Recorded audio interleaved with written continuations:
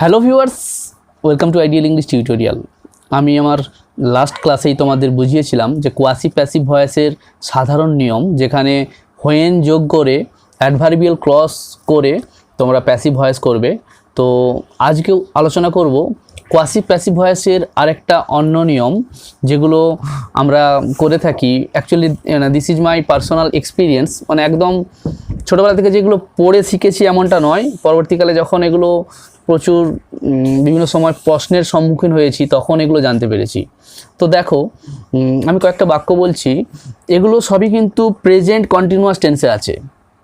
তো যেগুলো quasi passive ভয়েসে when দিয়ে যোগ করে ক্লজ করে ভয়েস চেঞ্জ করা হয়েছিল, সেগুলো মনে করবে, তোমরা আশা করি মনে রেখেছো, সেগুলো কিন্তু প্রেজেন্ট ইনডিফিনাইট টেন্সে ছিল। যেমন ধরো হানি টেস্টে সুইট, তো সেক্ষেত্রে এই ধরনের বাক্যগুলো অ্যাকচুয়ালি প্রেজেন্ট ইনডিফিনাইট টেন্সে হতো। তো বাকি আরও কিছু উদাহরণ দেখো, এখানে যেমন আমি দেখাচ্ছি, দ্য হাউস ইজ বিল্ডিং, বাড়িটা তৈরি হচ্ছে। দ্য বুকস আর প্রিন্টিং, বইগুলি ছাপানো হচ্ছে। অর্থাৎ এই ধরনের বাক্যগুলো কিন্তু দেখো প্রেজেন্ট ইনডিফিনাইট টেন্সে নেই, এবং এখানে কিন্তু এগুলো প্রেজেন্ট কন্টিনিউয়াস টেন্সে আছে। এবং এখানে দেখো দ্য হাউস ইজ বিল্ডিং, অর্থাৎ এখানে মূল ভার্ব রয়েছে, এরপরে কিন্তু আর পরে কিছু আর নেই, অর্থাৎ এরপরে কোনো কমপ্লিমেন্ট নেই বা কোনো অ্যাডজেক্টিভ বা অতিরিক্ত কিছু আর বলাই নেই, অর্থাৎ ভার্বেই বাক্যটা শেষ হয়ে গেছে। তো এক্ষেত্রে তোমরা কি করবে? এক্ষেত্রে এই ধরনের বাক্যগুলোর ক্ষেত্রে ধরো এগুলো যেহেতু মানে প্রেজেন্ট কন্টিনিউয়াস টেন্সে আছে, খুব সাধারণ নিয়মে এগুলোকে ভয়েস চেঞ্জ করলেই কিন্তু হবে। এগুলো একদম ঘাবড়ে যাওয়ার ব্যাপার নেই। দ্য হাউস ইজ বিল্ডিং, অর্থাৎ বাড়িটা তৈরি হচ্ছে। কিভাবে করবে? যেহেতু এটা প্রেজেন্ট কন্টিনিউয়াস টেন্সে আছে, তখন কি হবে দেখো, দ্য হাউস ইজ বসে গেল, শুধুমাত্র যেহেতু কন্টিনিউয়াস টেন্স তাই এখানে বিইং যোগ করবে, বিইআইএনজি, বিইং, এবং মূল ভার্বের পাস্ট পার্টিসিপিল ফর্ম।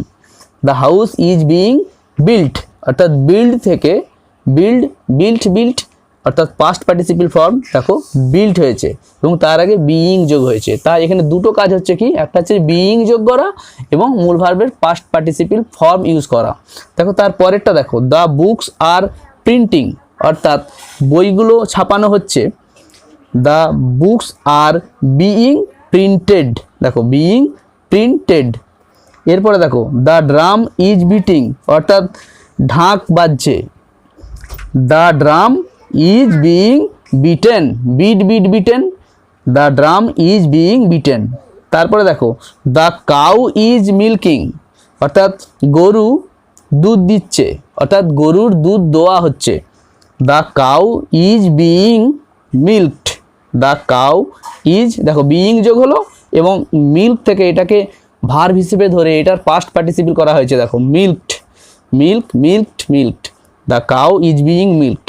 তো এই পদ্ধতিটা বা এই উদাহরণগুলো কিন্তু একদমই সহজ, কিন্তু যদি না আমরা এইগুলো করতে জানি বা কীভাবে এই ভয়েস চেঞ্জগুলো করতে জানি বা শিখি, তাহলে কী হবে, পরীক্ষার খাতায় এই ধরনের প্রশ্ন পড়ে গেলে আমরা কিন্তু ঘাবড়ে যাব। তো তার জন্যই কী হচ্ছে, তোমাদের এই ধরনের ভয়েস চেঞ্জগুলো আমি তোমাদের একটু জানিয়ে রাখলাম। আশা করি তোমরা এখান থেকে আগামী দিনে উপকৃত হবে এবং তোমাদের ইংরেজি শিক্ষার যে একটা ইন্টারেস্ট, সেটাও তৈরি হবে, যে কত রকমের ভয়েস চেঞ্জ হতে পারে, কত রকমের বাক্য তৈরি হতে পারে, কিভাবে ভয়েস চেঞ্জ করা যায়। So I hope you have understood what I am trying to teach you. So friends, stay connected, and if you like the video, please do like, share and comment. Take care. Love English will love you.